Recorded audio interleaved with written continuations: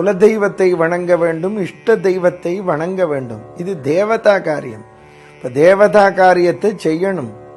எப்படி தினந்தோறுமே குலதெய்வத்தை வணங்கணும். அப்ப குலதெய்வம் வெளியூர்ல இருந்தா போக முடியாதே. மாதத்தில் ஒரு நாள் போக வேண்டும், ஆண்டுக்கு ஒரு முறையாவது போக வேண்டும், குடும்பத்தோடு போக வேண்டும். அப்பாவுக்கு பக்தி இருக்கு, அம்மாவுக்கு இல்லை. அம்மாவுக்கு இருந்தால் அப்பாவுக்கு இல்லை, குழந்தைகளுக்கு இல்லை, 3 பேருக்கும் இல்லை என்று சொல்கிறார். எல்லாருக்கும் தேவை. அவரவர்கள் குலதெய்வம் இஷ்ட தெய்வத்தை வணங்கணும். பிதிர்காரியம்னு அடுத்த ஒரு விஷயம். பிதிர்காரியம் என்றால் முன்னோர்களுக்கு நாம் செய்ய வேண்டிய கடன். நமது மதத்திலே நமக்கு ஒரு வருஷம் என்பது தேவர்களுக்கு ஒரு நாள், பிதர்களுக்கு ஒரு நாள். திதி செய்கிறோம் என்றால், இப்பொழுது ஒருத்தர் ஆவணி மாதம் காலமாகி இருக்கிறார், அமாவாசை கழிந்த சதுர்தசி என்று சொன்னால் அன்று நாம் திதி செய்கிறார்கள். அன்று திதி செய்கிறாள் என்றால் வருஷத்துக்கு நமக்கு ஒரு வருஷம் என்றால் அவளுக்கு ஒரு நாள். தினமும் சாப்பாடு போடுறோம். அமாவாசை என்று தர்ப்பணம் செய்கிறோம் என்றால் இப்போ நாம் உயிரோடு இருக்கிற போது காப்பி டீ குடிக்கிறோமே, அதுபோல் இந்த எள்ளுக்கு அவ்வளவு மகத்துவம். எள்ளிலேயும் விஷ்ணு தான் இருக்கிறார். அதனால்தான் வழிபாடு செய்கிறோம். எள் குறைவாக இருக்கணும், தீர்த்தம் விடும்பொழுது ஜலம் நிறைய இருக்கணும். இந்த மந்திர சக்தி போய் இழுத்து கொண்டு போய் கொடுக்கும் அவர்களுக்கு அன்னத்தை. மந்திரோச்சாரணத்தில் போகிறது. முதலில் நமக்கு நம்பிக்கை வேண்டும் இந்த உலகத்திலே. அப்ப பிதாவுக்கு ஒருவன் கர்மா செய்கிறான், திதி செய்கிறான் என்றால் மாதாவை நம்புறான். இந்த உலகத்திலே நான் பிறப்பதற்கு காரணமாய் என் தாயின் வயிற்றில் யார் சுக்கலத்தை கொடுத்தானோ அவனுக்கு இந்த அன்னம் போய் சேரட்டும் என்று மந்திரம் சொல்லுகிறது. மாதாவைத்தான் நம்புகிறோம். என் மே மாதா பிரலுலோபசரதி. இந்த உலகத்திலே நான் பிறப்பதற்கு காரணமாய், அப்ப மாதாவைத்தான் நம்புறோம்.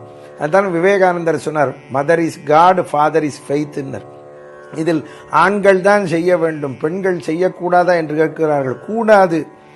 மந்திரத்தை கற்றுக்கொள்ள கூடாது என்று சாஸ்திரம் சொல்லுகிறது. கூடாது என்று சொன்னதை முரண்பாடாக செய்வோம் என்று சொன்னால் அனர்த்தம் தான் வரும். பிரணவமே பெண்கள் சொல்ல இயலாது. கூடாது. ஆண் குழந்தை இல்லாதவர்களுக்கு யார் செய்வார்கள்? பெண் குழந்தையிடம் பிள்ளை வாங்கி செய்வார்கள். இல்ல பெண்ணுக்கு மகன் பிறந்தால் அந்த மகனுக்கு உரிமை உண்டு. ஆனால் ஒரு சமாச்சாரம், ஒருவருமே இல்லாமல் ஒருவன் போய்விடுவானே, ஆனால் யார் வேண்டுமானாலும் கர்மா செய்யலாம். அதுதான் இந்த மதம். அநாத பிரேத சம்ஸ்காரகா அஸ்வமேத பலம் லபேத்துன்னு இருக்கு. அநாதை ஆதரவில்லாதவனுக்கு யார் கர்மா செய்தாலும் சரி, அஸ்வமேத யாகம் செய்த பலன் ராமபெருமான் ஜட்டாயுக்கு செய்தார். ராவணன் கீழே விழுந்தவுடனே விபீஷணனை கூப்பிட்டு அவனுக்கு செய் என்றார். மாட்டேன் என்றார். நீ செய்யவில்லை என்றால் நான் செய்கிறேன் என்றார். ஆக இந்த இடத்திலே தெரியும். அதனால்தான் மாலையபட்சம் தர்ப்பணம் செய்யும் பொழுது நம்மளோட பழகினவர்களுக்கும் மந்திரம் சொல்றோம், குழந்தை இல்லாதவர்களுக்கு சொல்றோம், நண்பனாக பழகினவர்களுக்கு, உறவினன் எல்லோருக்கும் சொல்லுகிறோம். அம்மா அப்பாவுக்கு திதி செய்யாமல் நான் அநாதை இல்லத்திலே போய் சாப்பாடு போடுகிறேன், முதியோர் இல்லத்திலே போடுகிறேன் என்றால் பயன் கிடையாது. தவசம் செய்து விட்டுத்தான் அங்கு போய் போட வேண்டும். வீட்டில் ஒருத்தனுக்கு சாப்பாடு போடாமல் நான் முதியோர் இல்லத்தில் போய் சாப்பாடு போடுறேன்னா இங்கே இருக்கிறவனுக்கு பட்னியாக போட்டுவிட்டு அங்கே போய் சமைக்கப்படாது. அங்கே போய் சாப்பாடு போட்டு பிரயோஜனம் இல்லை. அதுதான் நமது மதம். இருப்பவர்களையும் கவனிக்க வேண்டும், போனவர்களையும் கவனிக்க வேண்டும். வள்ளுவரே சொல்றார், தென்புலத்தார் தெய்வம் விருந்து ஒக்கல்.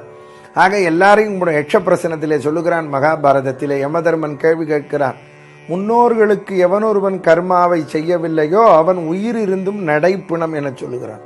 ஆக நாம் முன்னோர்களை கவனிக்க வேண்டும், முன்னோர்களுக்கு செய்ய வேண்டியதை செய்ய வேண்டும். எங்க செய்ய மறந்தவர்கள் தான் சேத்துவிலே போய் செய்ய வேண்டும். ஒரு தடவை செய்து பிறகு தொடங்க வேண்டும்.